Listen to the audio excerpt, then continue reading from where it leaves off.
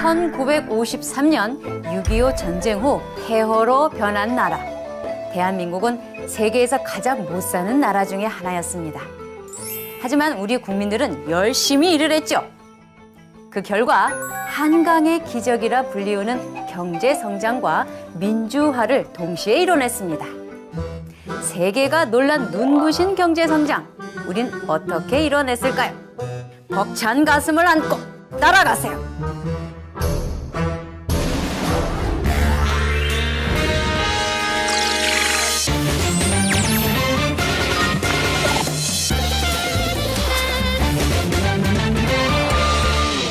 그랬어. 이 대한민국이 세계에서 가장 못 사는 나라 중에 하나였다니까. 그럴까? 혹시 잊은 사람도 있을 수 있으니까. 까보지 뭐.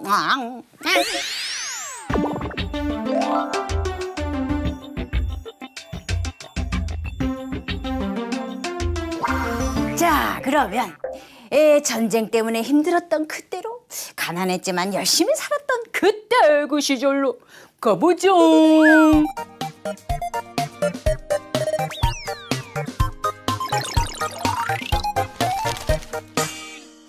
자, 그때 그 시절 첫 번째는 6.25 전쟁 시절이 되겠어.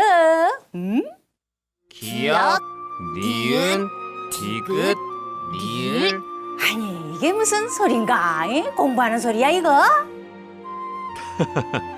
그럼요. 이곳은 학교니까요. 전쟁 중에 미군이 쓰던 군용 천막을 엮어서 만든 천막 학교입니다. 아니, 이 전쟁 중이라서 먹을 것도 구하기 힘든 판에 천막 천으로 만든, 이야, 대단한데 기특해. 그렇죠. 책상도 공책도 없지만 배우겠다는 아이들의 열의는 대단합니다. 제가 다 깜짝깜짝 놀랄 정도예요. 야, 정말 그렇겠습니다. 이거 저거 보니까 이 부모를 잃고 이게 동생까지 업어가면서 배우러 왔네. 아이고야, 이 그냥 있을 수 없어. 박수!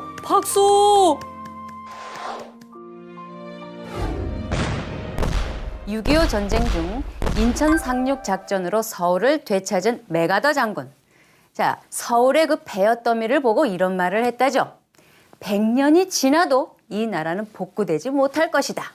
하지만 그의 예상은 빗나갔습니다. 우리는 경제 성장과 민주화를 동시에 이뤄냈기 때문입니다. 우리는 어떻게 전쟁의 폐허 속에서 다시 일어설 수 있었을까요?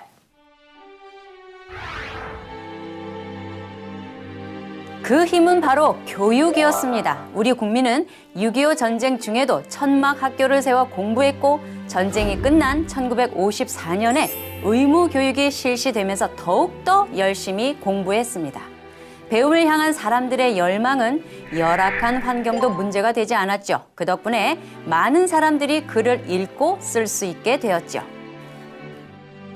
자, 다음에 가볼 그때 그 시절은 아이고, 이게 뭐냐, 하얀 거야. 이게 뭐야, 하얀 가루. 응? 이게 뭐야? 부드럽고 하얗고 뽀얗고 어디 맛은? 아하! 이게 그 미국에서 주는 밀로 만든 밀가루구만.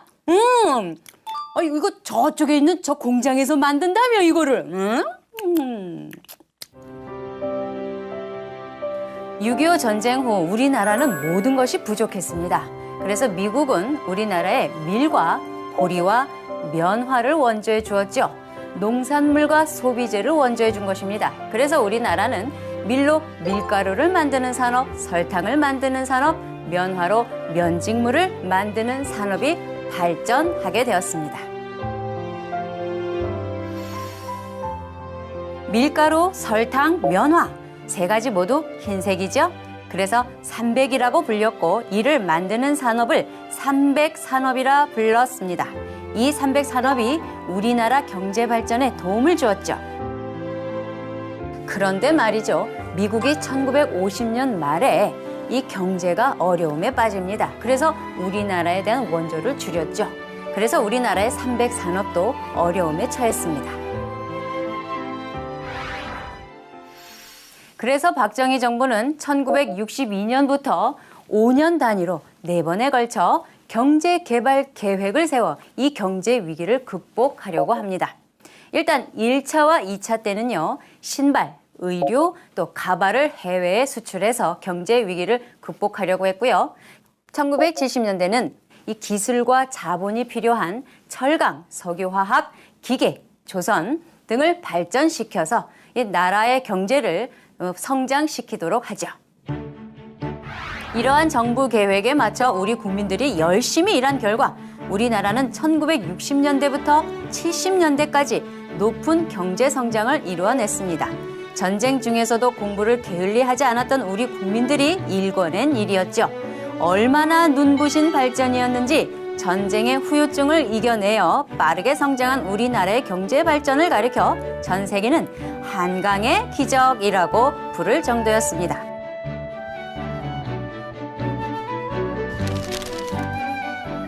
저기요! 저기!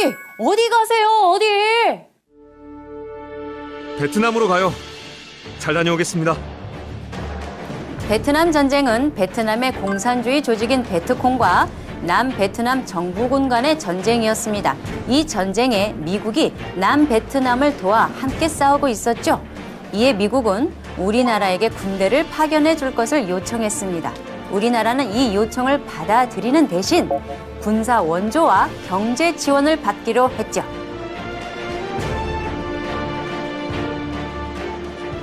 경제개발 5개년 계획과 베트남 전쟁으로 우리 정부는 자본을 쌓을 수 있었습니다. 이를 기반으로 경부 고속도로 등을 건설하면서 경제를 위한 기반을 하나하나 쌓아 나아갔죠. 하지만 이 베트남 전쟁으로 이 1만 6천여 명의 군인은 가족의 품으로 돌아올 수 없었습니다. 돌아온 사람들도 신체적, 정신적 고통에 시달렸죠.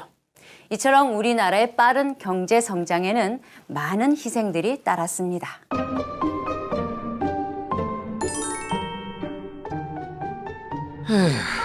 요즘 나라 경제가 위기야. 그게 다 석유값이 올랐기 때문 아니겠어요? 석유값이랑 우리나라 경제랑 무슨 상관이에요? 우리나라는 자원이 풍부하지 않잖아. 그래서 여태 석유를 수입해서 수출할 물건들을 만들었단 말이지. 그런데 석유값이 올랐으니 수출할 물건을 만드는데 어려움이 생길 수밖에. 신문이요! 신문이요! 어? 여기 봐. 석유가 많이 나는 서아시아에서는 건물을 많이 짓고 있나 봐. 여기서 일할 사람을 구한다는데? 서독에서는 간호사를 구한대요. 광산에서 일할 광부도 구한다는데? 가자! 이렇게 우리나라 국민들은 해외로 나가 일을 했습니다. 서아시아의 찌는 듯한 더위와 모래바람을 견디며 일한 덕분에 1977년 한국과 이란에 각국의 수도 이름을 딴 도로 테헤란로와 서울로가 만들어지기도 했죠. 또 가족과 떨어져 멀고 먼 나라 독일에서 힘겹게 일한 국민들 덕분에 우리나라는 외화를 벌어들일 수 있게 되었고 경제 성장을 할 수 있었답니다.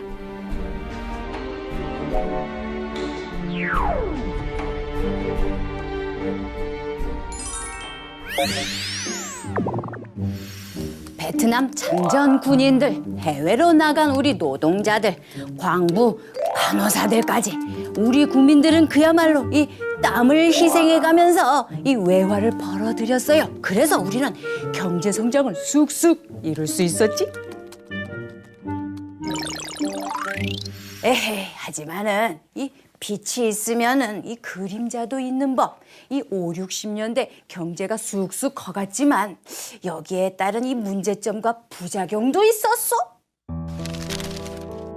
아이고야, 이 밤이 컴컴하고 깊었는데 아이고 저거 공장에 불빛이 있어. 누가 있나? 그만큼 저 안에서 일하는 사람들이 쉬지 못한다는 이야기예요. 아니 그런데 이 댁은 누구요?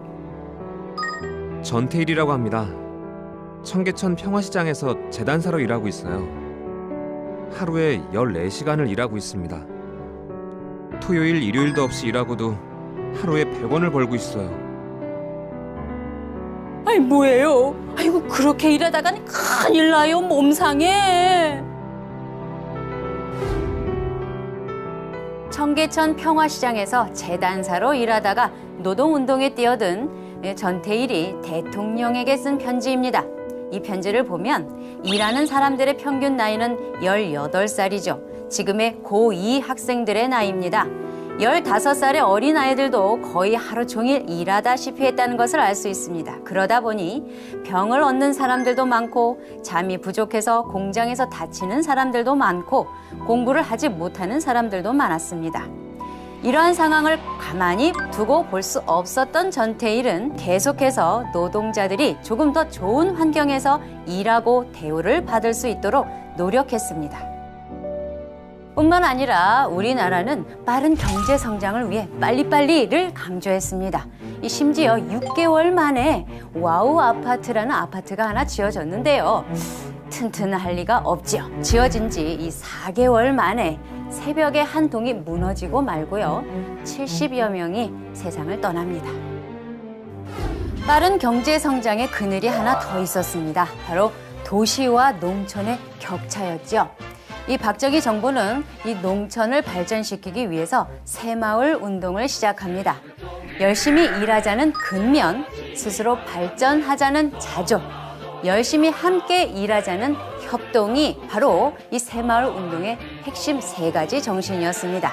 이 새마을 운동으로 농어촌 생활 환경은 개선이 됐고요. 이 새마을 운동 정신이 점점 나라 전체로 퍼졌죠. 우리도 한번 잘 살아보자는 운동으로 확산이 된 것입니다. 하지만 빠른 경제 성장으로 도시와 농촌의 격차는 계속 벌어졌습니다.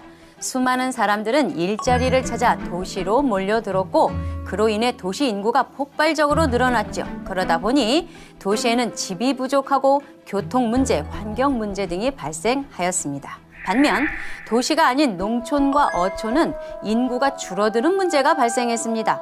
젊은이와 아이를 구경하기조차 어려워졌고 도시와 소득 격차가 나는가 하면 문화시설, 의료시설이 부족하게 됐지요. 그리고 이 문제는 지금까지도 이어지고 있고요.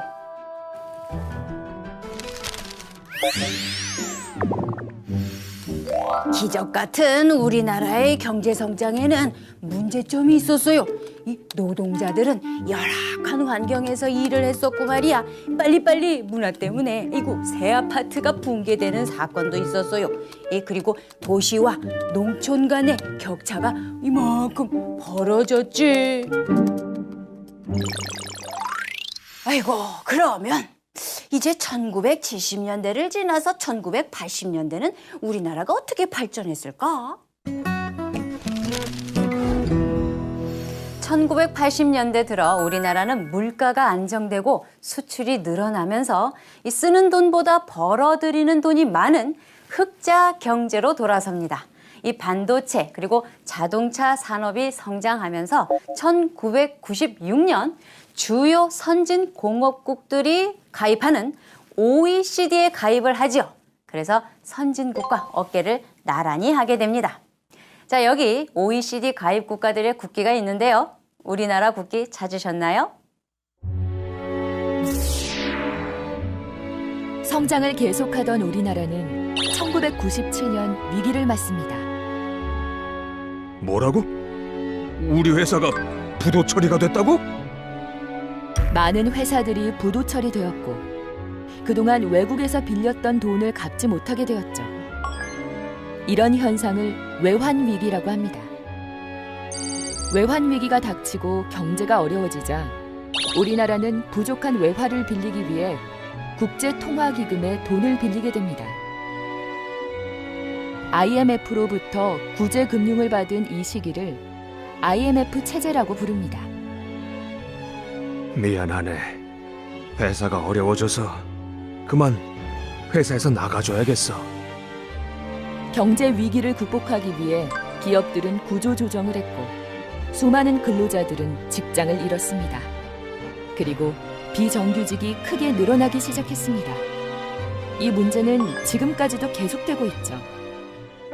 또한 우리나라가 외국에서 빌린 돈 1,500억 달러를 갚기 위해 국민들이 금을 모으기도 했습니다. 이거 우리 아기 돌반지고 이건 내 결혼 반지인데 모두 금이에요. 나라빚 갚는 데 쓰세요. 이렇게 국민들이 허리띠를 졸라맨 덕분에 우리나라는 IMF로부터 빌린 자금을 3년 만에 갚을 수 있었습니다.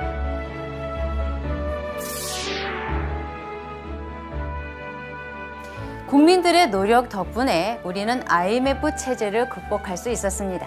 이 과정에서 발전한 휴대전화와 액정 표시 장치 등 이 첨단 산업이 발전하면서 다시 일어설 수 있었죠. 2011년 말에는 우리나라 무역 규모가 1조 달러를 넘어서서 세계 10위권의 무역 대국으로 성장했습니다.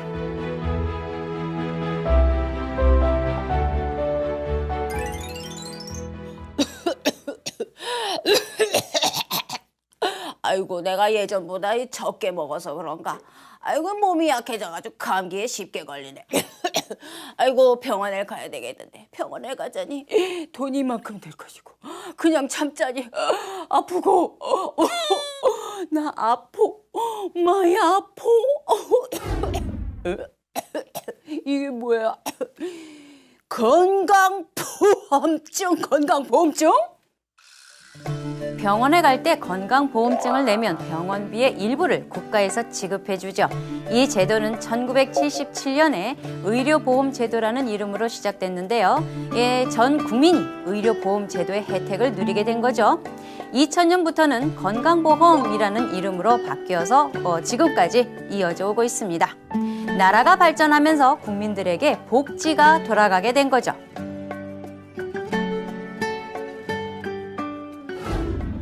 어허, 이 경제가 발전하면서 발전된 게 또 있어요. 이 라디오와 텔레비전 같은 대중매체가 발전하면서 대중문화가 발전했지. 게다가 이 1960년대에는 흑백 텔레비전이 있어서 모두 다 그냥 흑백으로 보였어. 이렇게. 그런데 1980년대에 들어서는 칼라 TV가 쫙 보급이 되면서 요때부터 이 10대들이 대중문화에 관심을 많이 갖게 됐대요. 또 1991년엔 말이지 나라가 운영하는 방송사가 아니라 개인이 운영하는 민영방송이 생기면서 국민들이 볼 수 있는 채널이 늘었어요. 1995년에는 케이블 TV까지 생기면서 스포츠, 음악, 영화, 종교 등 영역별로 전문 채널이 늘어났어. 골라보는 재미가 늘어났지. 뿅뿅. 2000년대 이후에는 더 엄청난 것이 나타났어요. 바로 인터넷과 스마트폰이지. 엄청난 매체야. 그렇지? 여보세요?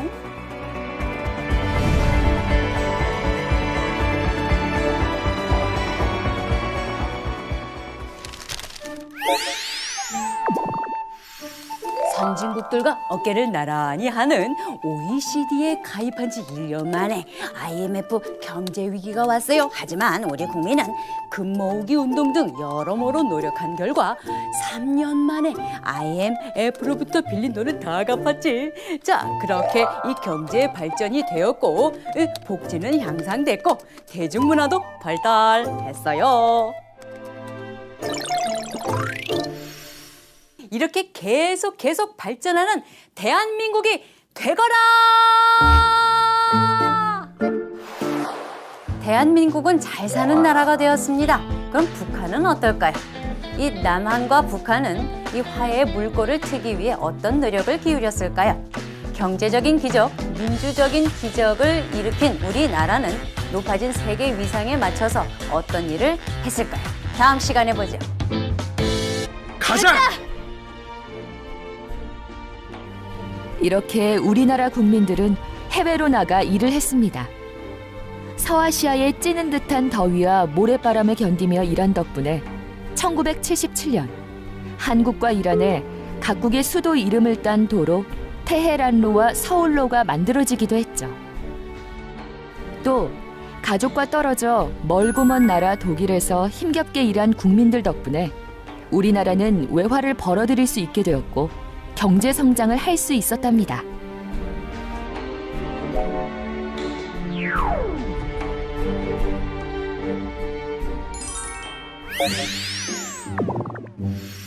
베트남 참전 군인들, 해외로 나간 우리 노동자들, 광부, 간호사들까지 우리 국민들은 그야말로 이 땀을 희생해가면서 이 외화를 벌어들였어요. 그래서 우리는 경제 성장을 쑥쑥 이룰 수 있었지.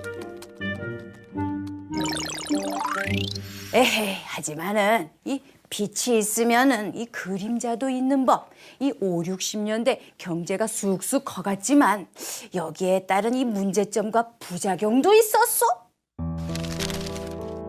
아이고야, 이 밤이 컴컴하고 깊었는데 아이고 저거 공장에 불빛이 있어. 누가 있나?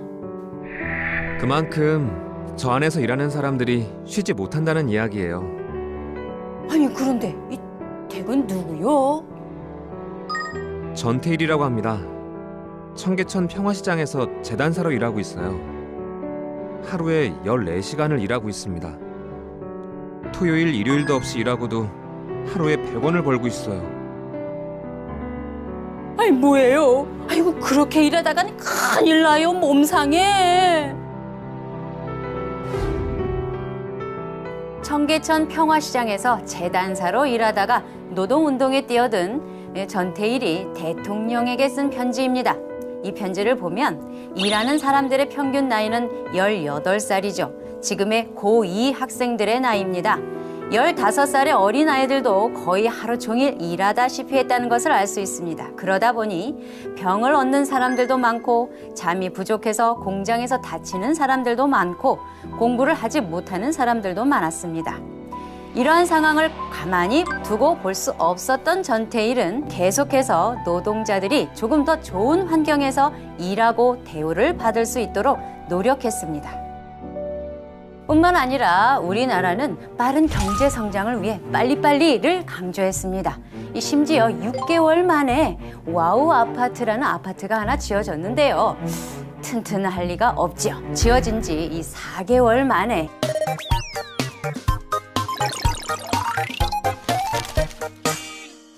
자, 그때 그 시절 첫 번째는 6.25 전쟁 시절이 되겠어. 기역, 니은, 디귿, 리을. 아니 이게 무슨 소린가? 공부하는 소리야 이거? 그럼요. 이곳은 학교니까요. 전쟁 중에 미군이 쓰던 군용 천막을 엮어서 만든 천막 학교입니다. 아니 이 전쟁 중이라서 먹을 것도 구하기 힘든 판에 천막 학교 천막천으로 만든. 야 대단한데 기특해. 그렇죠. 책상도 공책도 없지만 배우겠다는 아이들의 열의는 대단합니다. 제가 다 깜짝깜짝 놀랄 정도예요. 야 정말 그렇겠습니다. 어이구 저거 보니까 이 부모를 잃고 이그 동생까지 이렇게 업어가면서 배우러 왔네. 아이고야 이 그냥 있을 수 없어. 박수.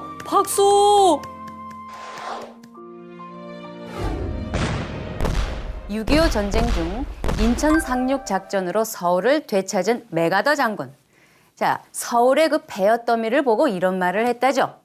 100년이 지나도 이 나라는 복구되지 못할 것이다. 하지만 그의 예상은 빗나갔습니다. 우리는 경제 성장과 민주화를 동시에 이뤄냈기 때문입니다. 우리는 어떻게 전쟁의 폐허 속에서 다시 일어설 수 있었을까요?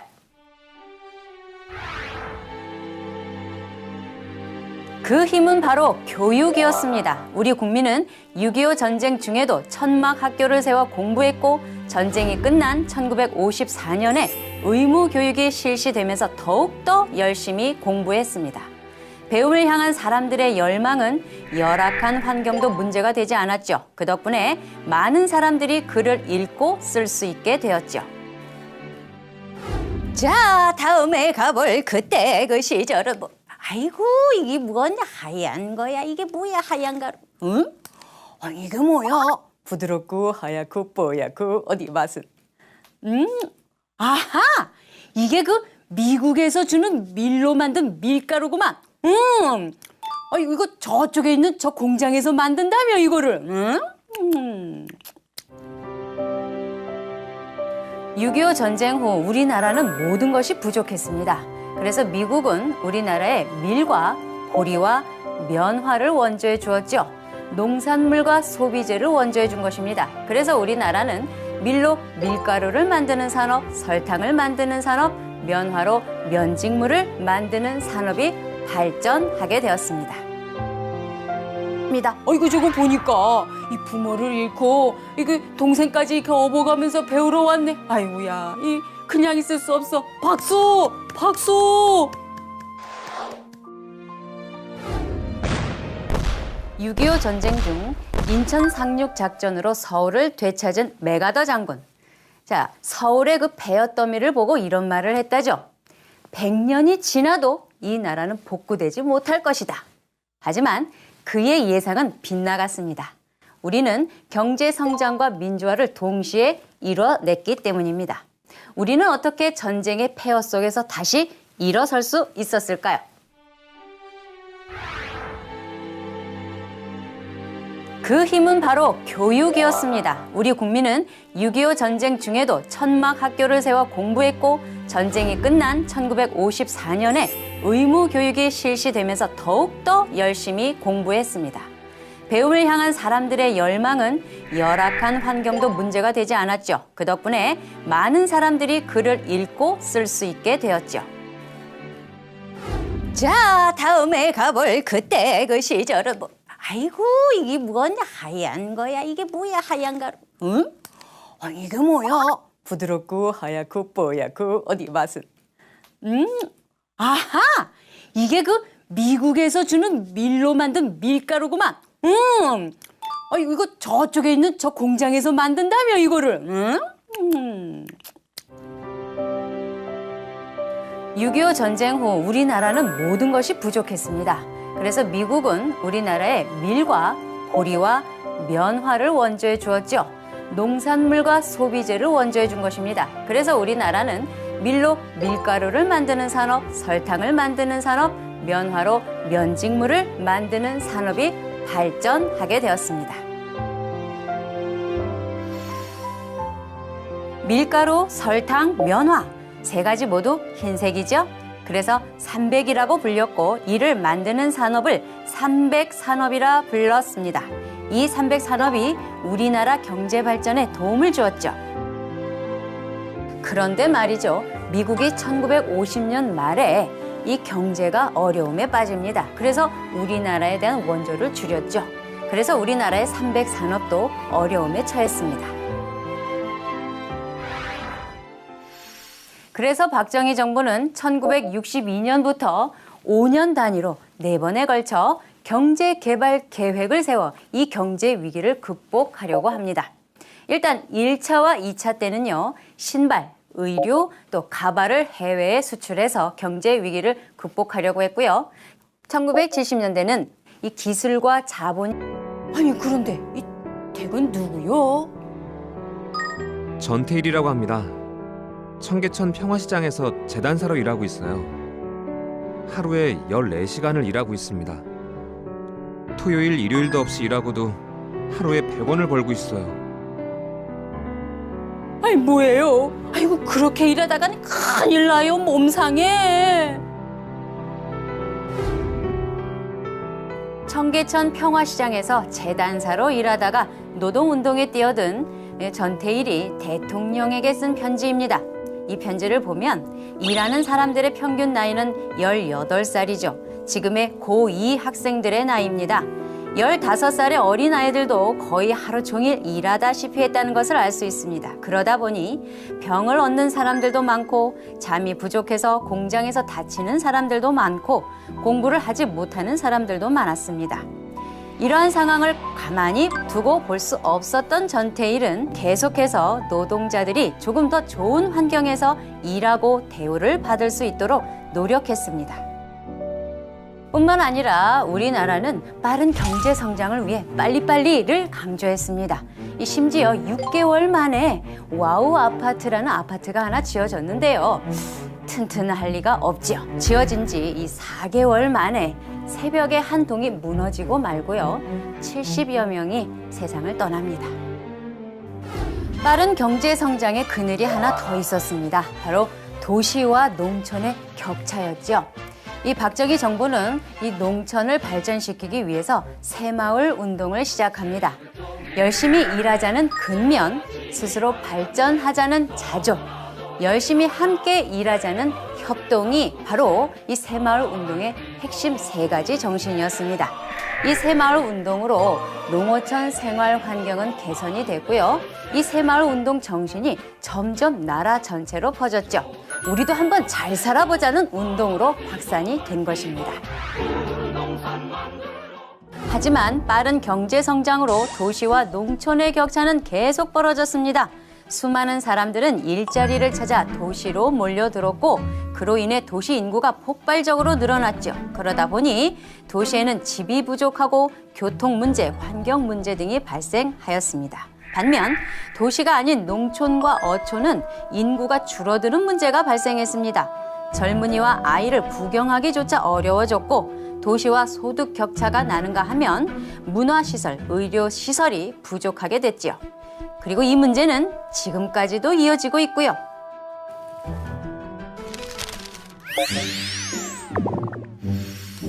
기적 같은 우리나라의 경제 성장이 아이고야 이 밤이 컴컴하고 깊었는데 아이고 저거 공장에 불빛이 있어. 누가 있나? 그만큼 저 안에서 일하는 사람들이 쉬지 못한다는 이야기예요. 아니 그런데 이 댁은 누구요? 전태일이라고 합니다. 청계천 평화시장에서 재단사로 일하고 있어요. 하루에 14시간을 일하고 있습니다. 토요일, 일요일도 없이 일하고도 하루에 100원을 벌고 있어요. 아니 뭐예요? 아이고 그렇게 일하다가는 큰일 나요. 몸 상해. 청계천 평화시장에서 재단사로 일하다가 노동운동에 뛰어든 전태일이 대통령에게 쓴 편지입니다. 이 편지를 보면 일하는 사람들의 평균 나이는 18살이죠. 지금의 고2 학생들의 나이입니다. 15살의 어린아이들도 거의 하루 종일 일하다시피 했다는 것을 알 수 있습니다. 그러다 보니 병을 얻는 사람들도 많고 잠이 부족해서 공장에서 다치는 사람들도 많고 공부를 하지 못하는 사람들도 많았습니다. 이러한 상황을 가만히 두고 볼 수 없었던 전태일은 계속해서 노동자들이 조금 더 좋은 환경에서 일하고 대우를 받을 수 있도록 노력했습니다. 뿐만 아니라 우리나라는 빠른 경제 성장을 위해 빨리빨리를 강조했습니다. 심지어 6개월 만에 와우 아파트라는 아파트가 하나 지어졌는데요. 튼튼할 리가 없지요. 지어진 지 이 4개월 만에 새벽에 한 동이 무너지고 말고요. 70여 명이 세상을 떠납니다. 빠른 경제 성장의 그늘이 하나 더 있었습니다. 바로 도시와 농촌의 격차였죠. 이 박정희 정부는 이 농촌을 발전시키기 위해서 새마을 운동을 시작합니다. 열심히 일하자는 근면, 스스로 발전하자는 자조, 열심히 함께 일하자는 협동이 바로 이 새마을 운동의 핵심 3가지 정신이었습니다. 이 새마을 운동으로 농어촌 생활 환경은 개선이 됐고요. 이 새마을 운동 정신이 점점 나라 전체로 퍼졌죠. 우리도 한번 잘 살아보자는 운동으로 확산이 된 것입니다. 하지만 빠른 경제 성장으로 도시와 농촌의 격차는 계속 벌어졌습니다. 수많은 사람들은 일자리를 찾아 도시로 몰려들었고 그로 인해 도시 인구가 폭발적으로 늘어났죠. 그러다 보니 도시에는 집이 부족하고 교통 문제, 환경 문제 등이 발생하였습니다. 반면 도시가 아닌 농촌과 어촌은 인구가 줄어드는 문제가 발생했습니다. 젊은이와 아이를 구경하기조차 어려워졌고 도시와 소득 격차가 나는가 하면 문화시설, 의료시설이 부족